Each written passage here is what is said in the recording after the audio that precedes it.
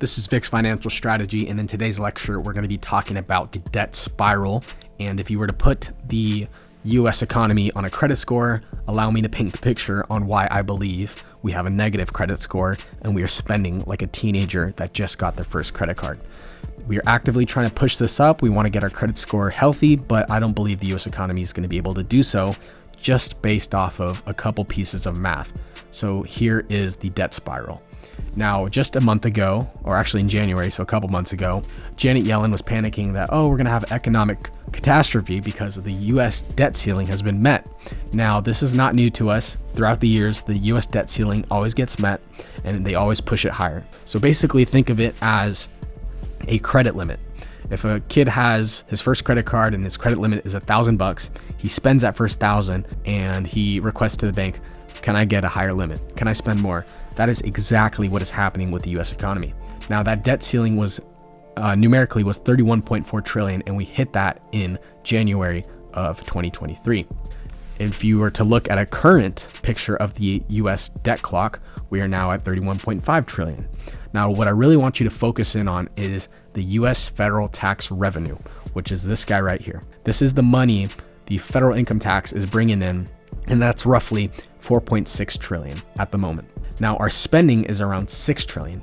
If you were to subtract this from this, you get a deficit of 1.4 trillion. Now, going back to that teenager analogy, let's say he has a job. This teenager brings in $1,000 a week. He spends about $1,200. So his deficit is $200. That is exactly what's going on here. And this deficit is widening as time goes on.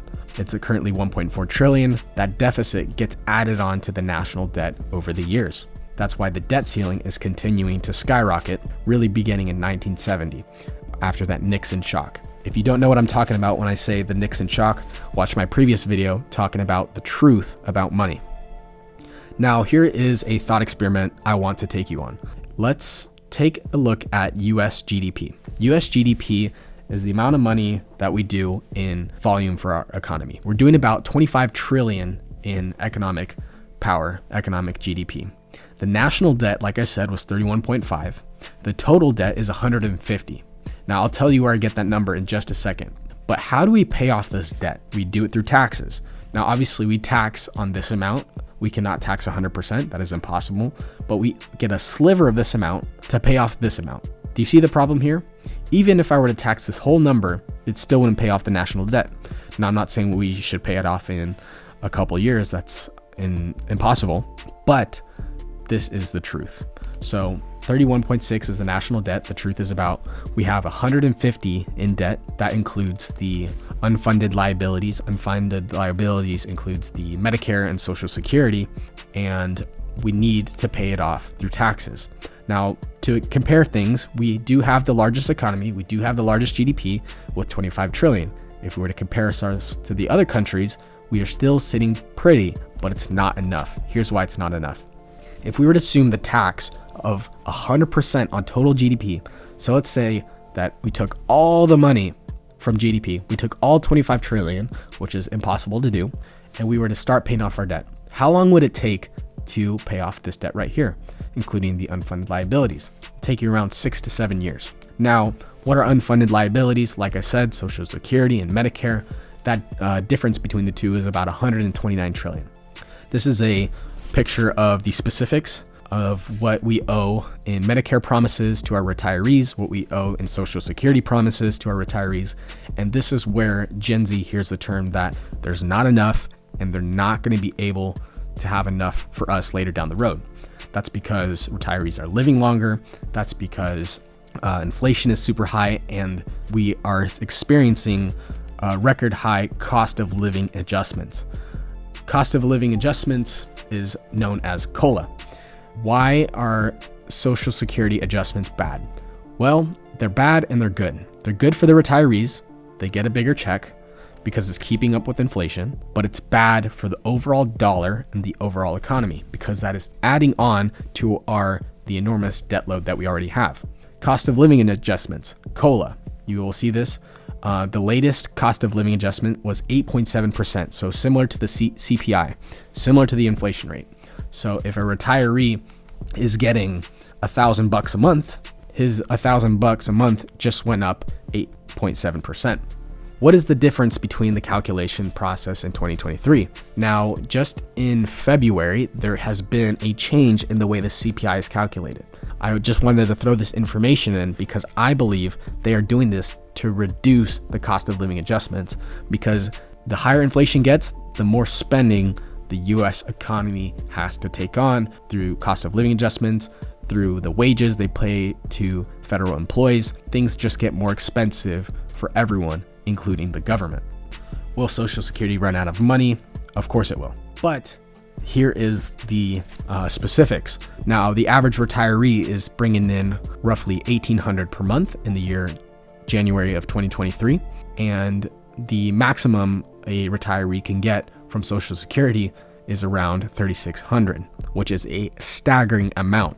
Now, this number has been going up over the years, and it's not slowing down. Now, going back to that statement that Gen Z, millennials, when they are retirees, so 40 years down the road, will there be enough money for them? No. Mathematically, there will not be enough money for them, but that's where those unfunded liabilities come from. It's a promise. And so what they're going to do is print more money. The goal of this presentation is to paint the picture of why things are going to continue to spiral out of control. Because assuming that we can't pay off the debt with 100% of the GDP, we can only pay off the debt with a percentage of that, we're going to continue needing to print more money. It is your responsibility to plan for your retirement. It is your responsibility to invest. If you have cash, don't hold on to it for so long because it is inflating away. And I just recommend that you should not expect anything from the government. The promises of Social Security will still be there, but they will pay you in devaluated dollars. A dollar 40 years down the road is not going to be able to be as nearly worth as much as what it is now. The truth is, the US Treasury will need to issue more debt to cover the cost of retirees. Who will buy that debt? Not Japan and China. So US Treasuries is bonds. They take out a loan, they print up these bonds, they print up this money, and we sell them on the open market to people willing to buy them to get a sliver in interest. Now, traditionally, Japan and China and the United Kingdom were the three biggest holders of US Treasuries. That trend is slowing down.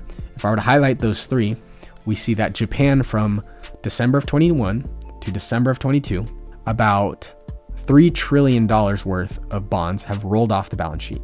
Same thing with China. We see that about 2 trillion has rolled off, and we see that the United Kingdom has stayed stagnant. Our ally Japan and our competitor China, they are not holding on to US bonds like they used to. So who has to buy those bonds? Well, it's the Federal Reserve. You see the difference between the two. This is how the debt spiral continues. Like I said, the Federal Reserve is going to buy those bonds, and they are kind of the buyer of last resort. If the Fed prints more money, inflation continues to be hot. If inflation is super hot, then that leads to more cost of living adjustments. Also, that leads to more federal wages being increased, more spending, and that leads to more debt being issued, which gets bought up by the Fed, and we're back to square one where they're minting more money. This is the total assets held by the Federal Reserve. They're briefly slowing down. They're briefly holding less treasuries. They're at about 8 trillion, but you see the trend since the financial crisis. Since the financial crisis, the balance sheet of the Federal Reserve has increased. It got over $1 trillion and it hasn't looked back since. Since COVID, when those stimulus checks were being sent out, that money was not money in a piggy bank. That was money printed out of thin air. A lot of it went to daddy's piggy bank, where they are buying the treasuries to support a weakening dollar because no one else is going to buy it, because China won't buy it and Japan won't buy it. We covered that previously. This is not a new phenomenon. So the debt crisis, the debt ceiling is always being raised. Here's a couple screenshots on Wikipedia of the most recent debt crises, 2011, 2013, and of course the 2023 debt ceiling crisis. This is the money death spiral that I want you to avoid. This is why it is your responsibility to plan for retirement. And we can see that it is continuing to stair step. These red lines are in fact the debt ceilings. I won't be surprised when government finds out, government plans for it. What's the next debt ceiling? Is it going to be 31.9? Is it going to be 35 trillion? Who cares? The trend is continuing to go on. The debt ceiling will always be raised. Conclusion, there's no ceiling on debt.